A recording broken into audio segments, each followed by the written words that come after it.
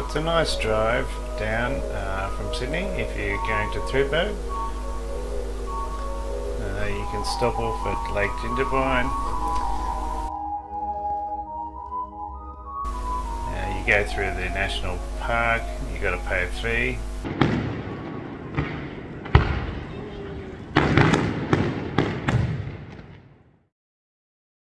So Thredbo village is basically in the valley.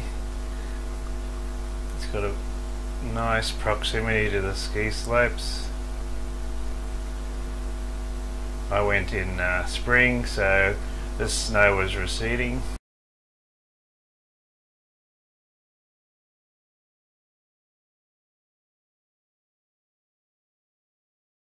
Because of the snow was on the top half of the hill, you want to get up to the top half and ski.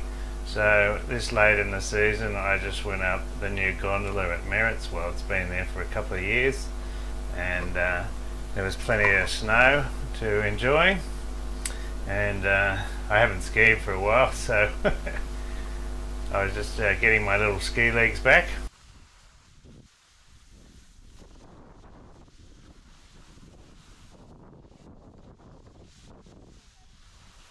There's a ski school. So when you're on the green slopes, you basically have to contend with a lot of people learning to ski, so they tend to stop and get in the way all over the place, even fall over. But generally the slopes aren't too challenging, so yeah, I was trying to improve my technique, which is anything but good.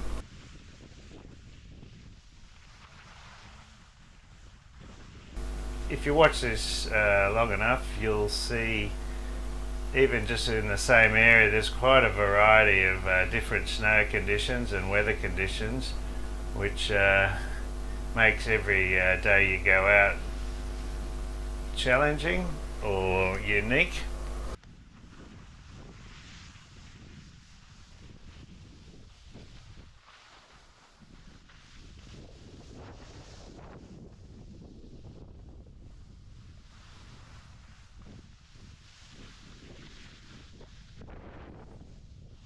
So we're skiing with the GoPro 10, which I bound to the end of my stock using the stock straps that were attached. Seemed to work okay.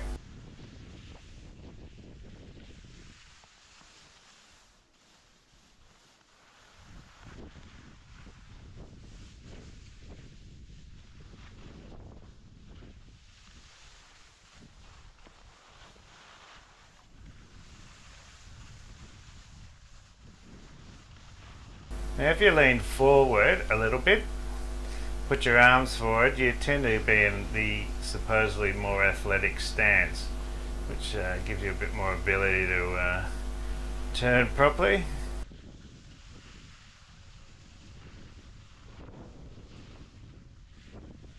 The main runs I went on was Squatter's Run, which you can see dotted, and then there was Walkabout next to it. I tried Ballroom and a couple of others. They weren't that pleasing to go on. It was a bit patchy, and seriously I just seemed to enjoy myself far more on these green runs.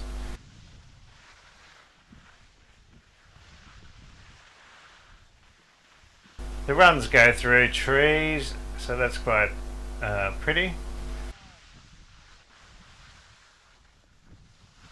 So the snow conditions here were, you know, a little bit like ice cream, I say. A bit soft, a bit wet.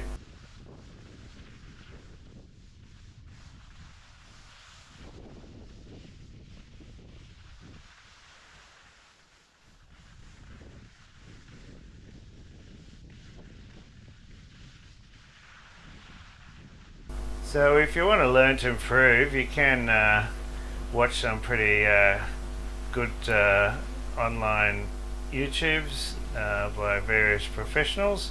I'm definitely not offering that sort of level of ski advice. All I know is if you film yourself and watch, you can sort of get an idea of where you might be unbalanced, or where your hands are, or where your shoulders are, and whether you've got separation between the upper body and the lower body. You can even see the width of your stance, and also you can also see how well the skis are cutting in and getting on the edge. So man, that gives you an idea. I'm a bit of a lazy skier, so I'm just pretty much standing up and just trying to keep even balance, which I found was actually helped my endurance during the day. So yeah, if you're not over forward or over back, you're not straining yourself.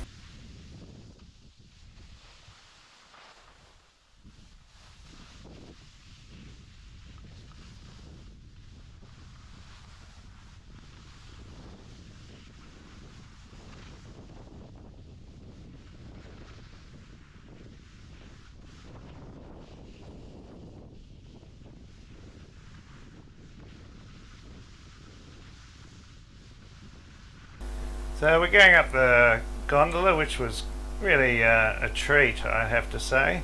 You know, you're out of the wind, you know, you're not getting snow on you, and I think it was air conditioned, and you get a reasonable view out through the perspex. And it's pretty quick, and it wasn't crowded when I went up. And you can catch this down on the way down, so you don't have to be bothered about skiing in the rough terrain. So here we are up at Merritt's, basically it's a little hangout. You've got a little bar there and a cafeteria, so you can grab lunch or afternoon tea or morning tea or a coffee. There's toilets there. Most people are looking at their mobile phones. Here's the magic of getting your skis. So finding your skis, especially if you've got hired skis like I do, can be tricky if you can't remember where you put it after putting it down 10 times in the day. And they sometimes look the same, so there's usually a place where they allow you to write your name on it, or they write your name on it, so that's really handy. So if you've never put your skis on before, it's pretty simple. Throw them on the ground, put your toe in first, and then push the heel down probably on your stronger foot, and then make sure there's no snow on the other boot, and pop your other shoe on. Head down to the lineup. So if you put your skis on slightly uphill from the lineup, you can ski straight to the lineup. Now, what else? It wasn't too busy today, but it was very windy, so I've turned the sound off because we've got problems with the sound. So yeah, this is we're going on a quad chairlift, so you group people into 4 if they like to have you join them. The singles lift is on the left. It's all pretty straightforward, but one thing you may not be aware of, you've got to go through these gates, and you need a special paid for ticket, and the ticket should be probably in your left pocket. So when you go past the machine, it activates the barrier to rotate, or the turnstile. They're quite friendly.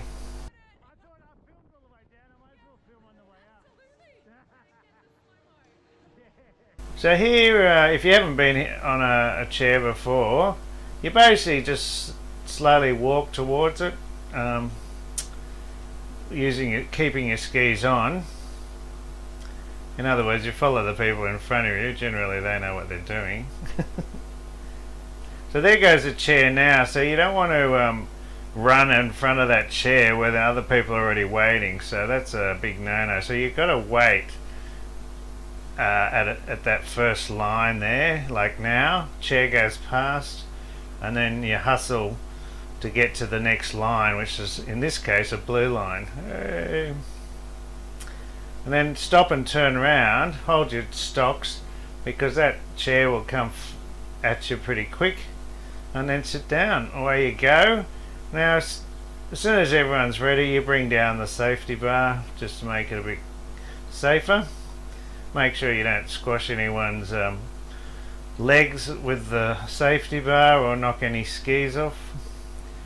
And away you go. So these quads don't have any enclosure, so basically if it's snowing you get snowed on, if it's windy you get blown away, and if it's too windy they actually stop these chairs from going. So it's hard to ski on a very windy day in a chair because they normally stop them. It was a pretty day, it was quite windy.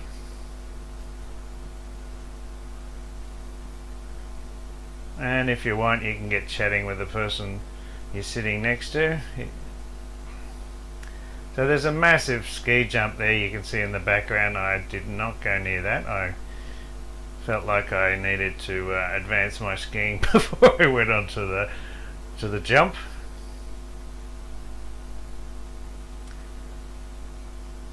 So getting off the ski quad, you obviously lift up the bar near where you're getting off, you hustle to the edge of your chair, and then typically you want to ski off to the side that you're on, otherwise everyone might be running into each other. And then probably the best thing is to move away from the area as fast as you can, because otherwise, like normal escalators, people will just pile up there. And away you go.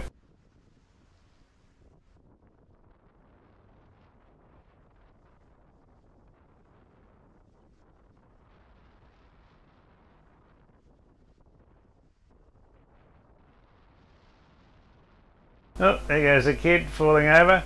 Yep. And up they get again.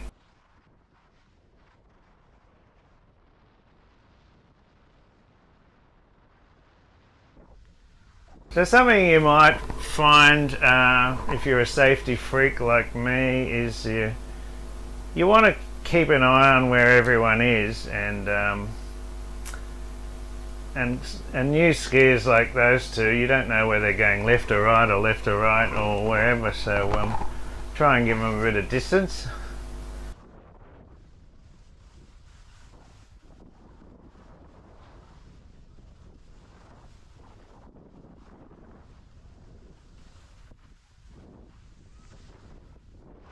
There you go, a little snowboarder doing a little trick. And back up on the quad.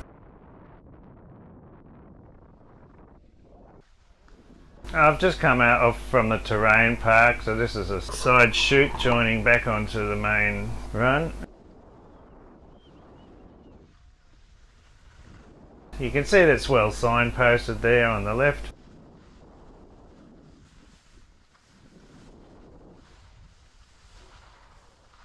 There's a lot of happy campers.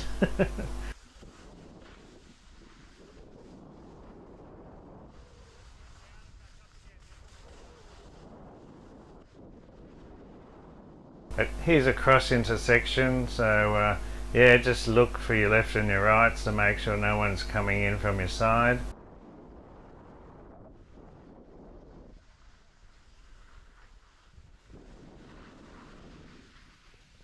There's a ski school instructor teaching some kids ski on one leg. Basically what he's saying is you put the weight on the downhill side leg.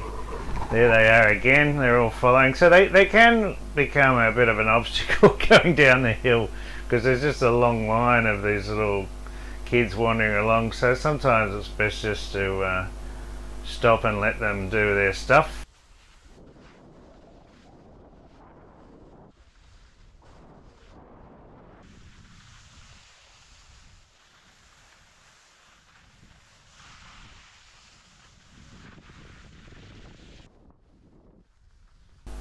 So what I've been told is you want to plant your poles lightly in the snow, and that becomes the point at which you can arc your turnaround. I'm not talking about snowplow turns, I'm trying to do some sort of parallel turns. So you can sort of see, even though I'm not planting the poles that much, I'm definitely bringing one fist more forward than the other. I tend to be more using my left, so my guess is I was a bit stiff on my right hand side, or some side. Oh, here's a bit of fun. We had a very icy morning, and ice is fantastic for turning on very easily, so I did a couple of 360s without any trouble whatsoever, especially as groom slope. But when you ride on the ice, even those bumps and piles of snow look like they're soft, but they're not, they're hard as, so you really get a a pretty rough noise from your skis going over here, and every one of those little bumps and dents you definitely feel on your skis. But don't despair. Usually this happens in the morning when it's basically got really cold overnight. I actually got to the ski run about an hour early. I must have mistimed it.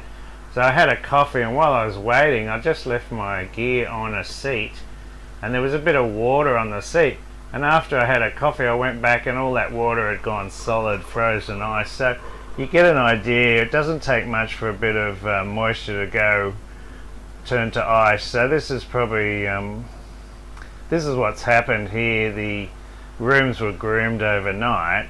They're a bit slushy from the day before, which was probably sunny, and then we got a cooler snap and all that slush has turned to basically ice.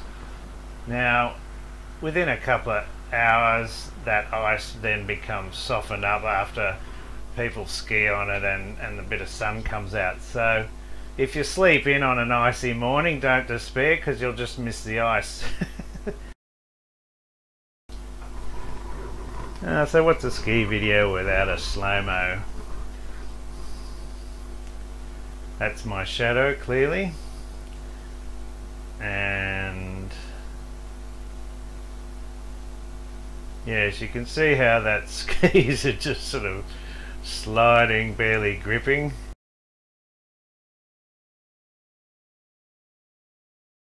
So I did a tiny little jump over this edge here, and landing on the ice is tricky because you just got to keep your balance. You're not going to get much grip. And there's my arm going out because, hey, I'm just trying to keep balanced here. And I'm starting to do a bit of a turn.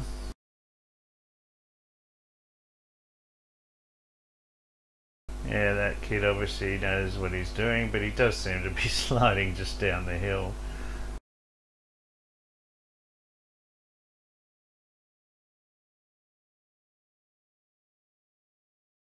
Yeah, a lot more people just stopped in the ice, and somebody doing a bit of a snowplow turn.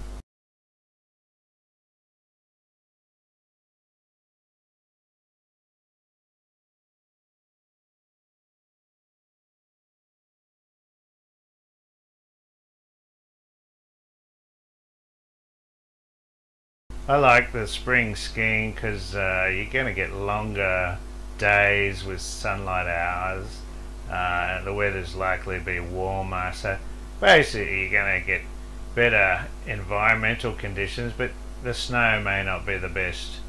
So that's the downside. But this year we've had late cold snaps, and when I left, the day I left, there was half a metre of snow fell, which is pretty unusual for this time of year.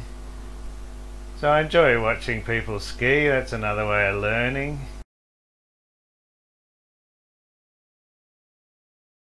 Another day the wind really picked up, and I was surprised they kept the lifts open, but it was blowing down the hill and you just had to stand there and you just took off. So the wind, if it's blowing in the direction you're going, isn't too much trouble. It's just you do tend to pick up a lot more speed, so just be wary of that. You can see the wind blowing that guy's, and he just stopped where I was going to do a jump, which is typically annoying from people.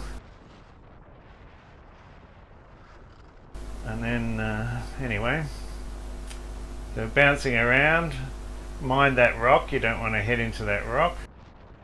And there's some bare patches, but generally this whole run had very few bare patches, so the groomers did well to keep this snow intact. I was happy. Even though you got higher skis, you don't necessarily want to be skiing over dirt patches or rock. And I really like a wide run because, to be honest, I've had trouble in the trees before, so you basically want to stay away from the trees.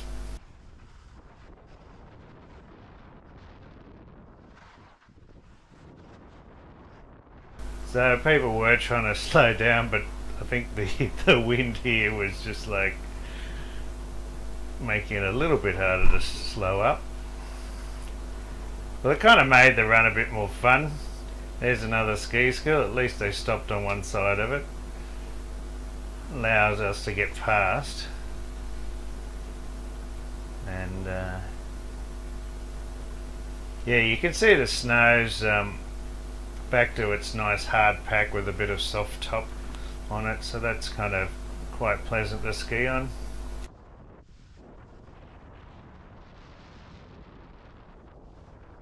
So it's snowing and everyone had a big smile on their face, and when a snowflake hit my eye it really hurt, so I put my goggles back on. So that's why you get your goggles. And it could snow any time and for any length of time and pretty much any amount of snow.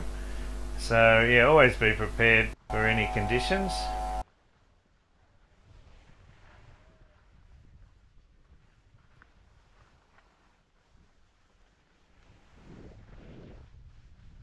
Oh, we're back skiing in the strong wind.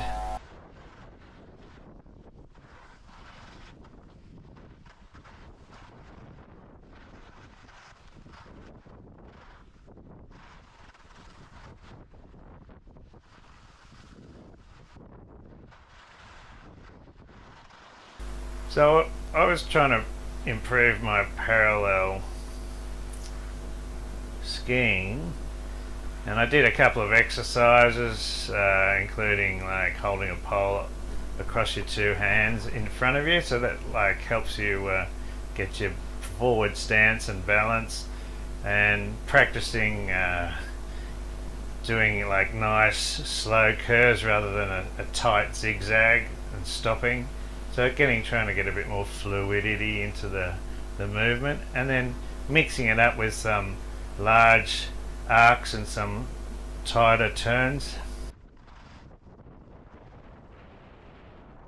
Doesn't seem to be much variety here. I'm just enjoying whizzing down. That's the other thing, you could probably go a bit faster if there's not that many people. Obviously the wind is really helping us get down.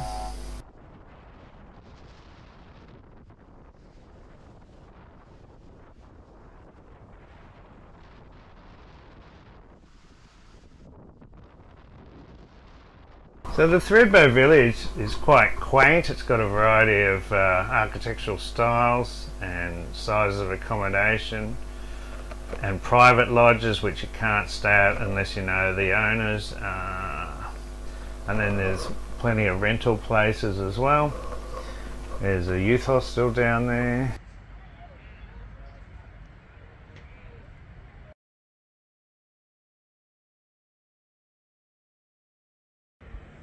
Thredbo Lodge, it was designed by my grandfather, so we had a look at that.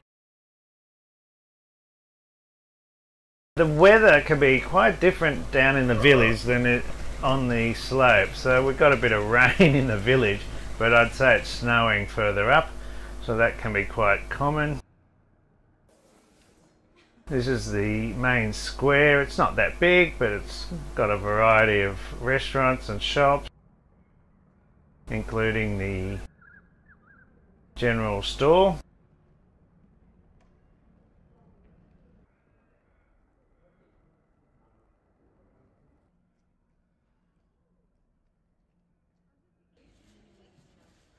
The restaurants can get booked out over the weekends. During the week they're not as heavily booked.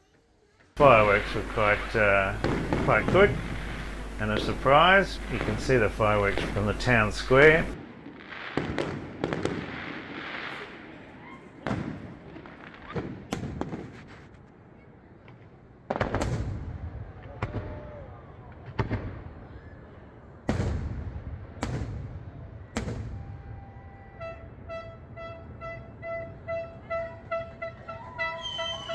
Tried out some of the restaurants, the food was really nice.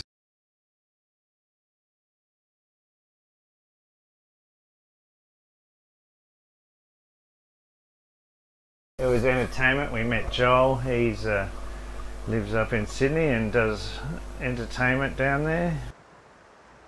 So the main river is quite pretty as well. Just bear in mind that the ground near the river is quite soft and boggy.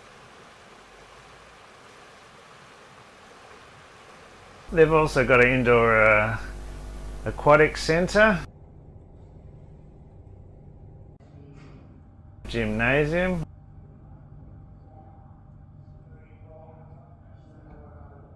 And they've got a golf course. And there's a nice walk or two around the golf course, which isn't far away. They also have a terrain park, which I went over a couple of times.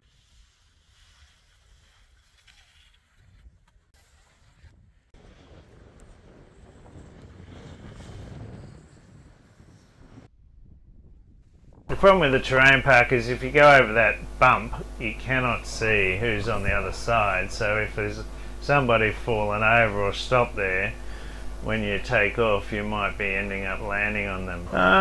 There was kangaroos and babies, or joeys, and probably wallabies, a smaller version of the kangaroo, around the village. So yeah, if you like a bit of wildlife, you can basically see them. They eat the grass nearby, all the buildings. Being a national park, that's kind of what you expect, and they're fully protected.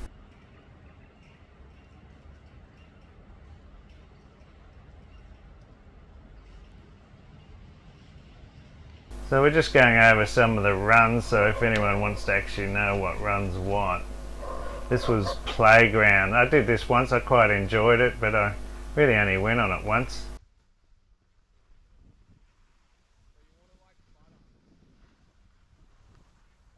So playground's a blue run, so it's a bit more advanced.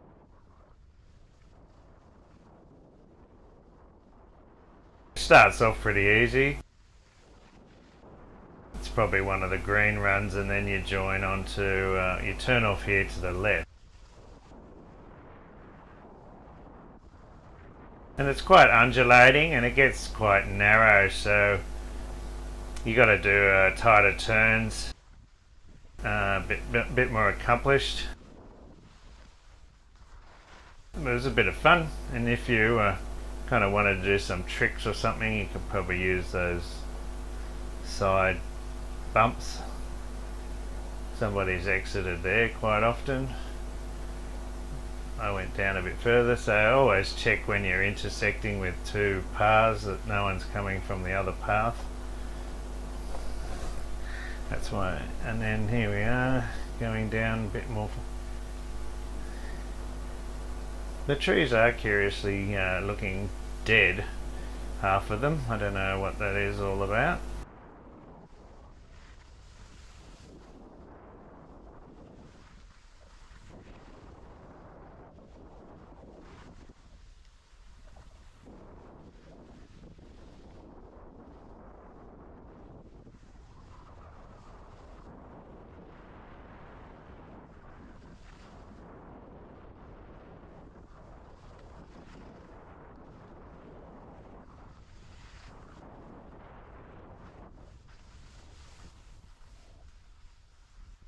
And then I didn't follow the rest of the way, I just joined back to the green run. This version's got an interesting technique. It's quite jumpy, bouncy.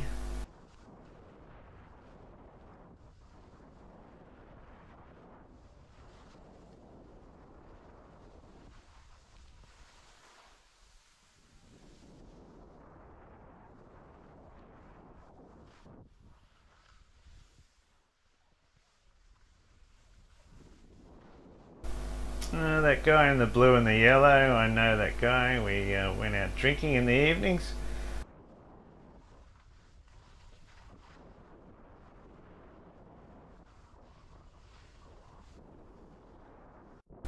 And back on the cruiser quad chairlift, going up from Merritt. So this is going halfway up the hill to higher up. It doesn't take you to the top. If you want to get to the top of the hill, you've got to go over to the left-hand side of the resort and go up, say, Kosciuszko chairlift. So there are other obstacles other than snowboarders and learner skiers. There are skidoos. I tried to catch him, but hey, he had a motor. I didn't. So the sun was out, not too windy, the snow was nice and ice cream like, so I really enjoy this sort of kind of conditions. You can't really go too wrong. So this is Squatter's Run. I'm going round and round in circles, sorry about that.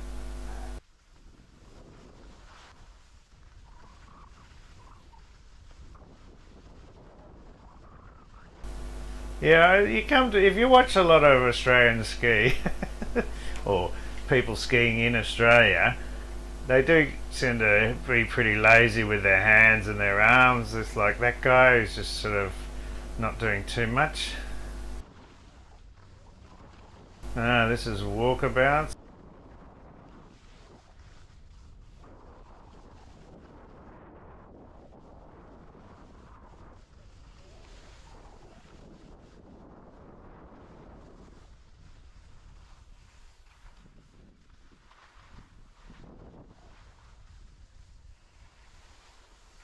So this is a bit of a traverse. I'm not a big traverse type of person.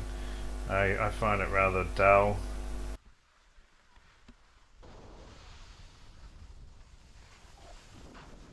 Yeah, so Squatter's Run was quite narrow. I'd say it was a little bit more challenging than Walkabout. So if you want to do a bit more of a challenge, you can go down the one that's on the right of Squatter's Run. Being tighter, it tends to restrict the area where you can do large turns, so you tend to do tighter turns. And there's another ski school.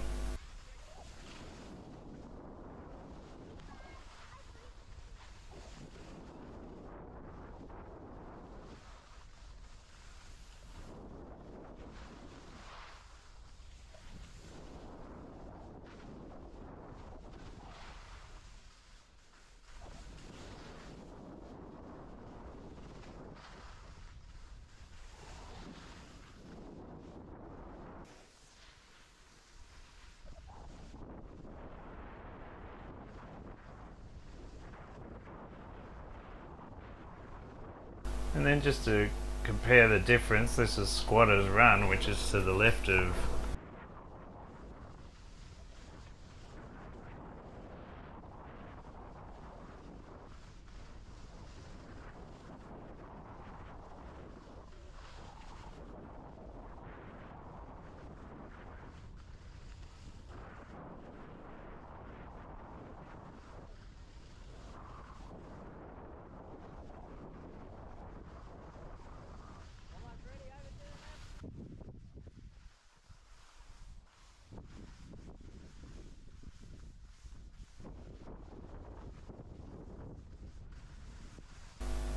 that guy was moving pretty quick. So that's what you got to watch out for. If you suddenly start out on halfway down a run and you cut across the width of the run and somebody else is hurtling down faster than you probably think they can stop, and yeah, that's a recipe for a potential crash unless you look for them. So the best thing is to look uphill before you take off. Make sure there's no one heading down a breakneck speed like that person, and then you should be good. Oh no, it looks like I'm heading down to Squatter's Run. Take two.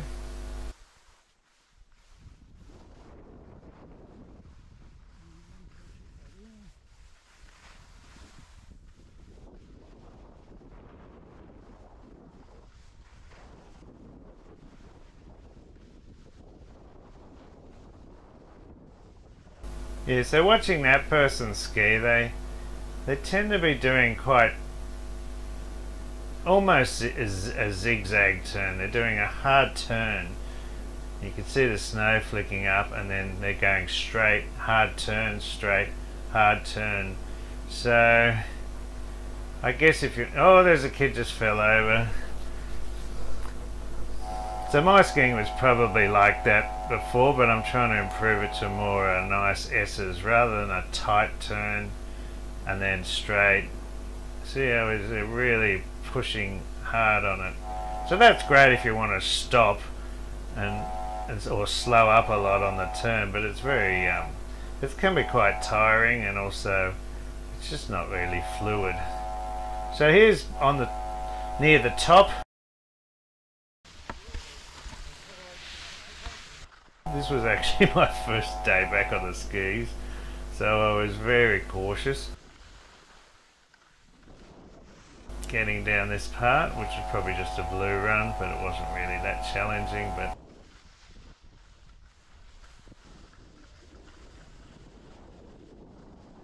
yeah, so the reason why I ended up at Kosciuszko is, you wouldn't believe it, but the new Merritt's lift for some reason had some operation problem for half an hour, so I couldn't actually use it.